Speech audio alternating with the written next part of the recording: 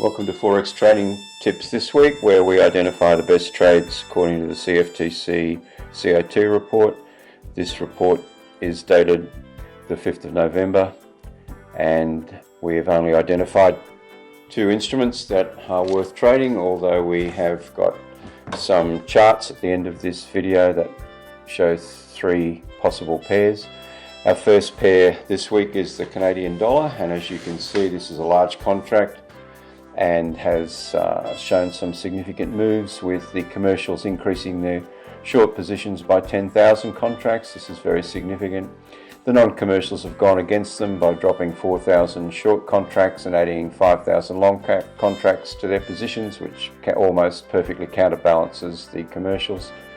Interestingly, the retail traders have a fairly significant size in this group of contracts, and they are almost 2 to 1, 20% versus 10% long versus short.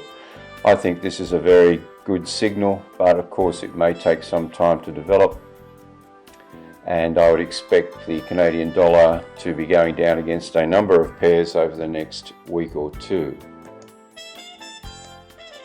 The next currency that we'll be looking at will be the New Zealand dollar. This is a very good signal as well. It's a reasonably small contract compared to the larger euros and Canadian dollar. However, it is interesting in that the commercials hold 75.8% of their positions as long positions and only 20% of their positions as short positions. This is counterbalanced by the non-commercials, who hold 70% of their positions as short positions and the remainder as long positions.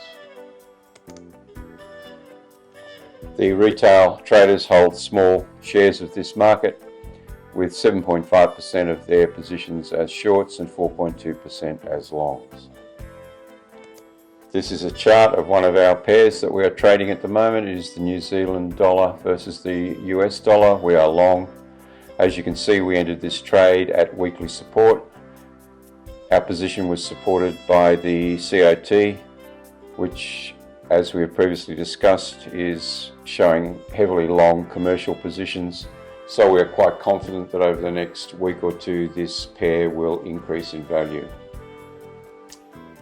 The following pair is the New Zealand dollar versus the Canadian dollar. Again, we are long this pair, and as you can see, we have entered at weekly support.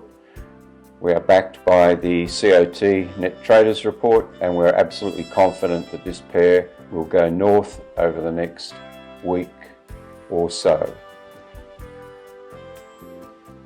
The next pair that we're looking at is in fact the Canadian dollar and the Swiss franc.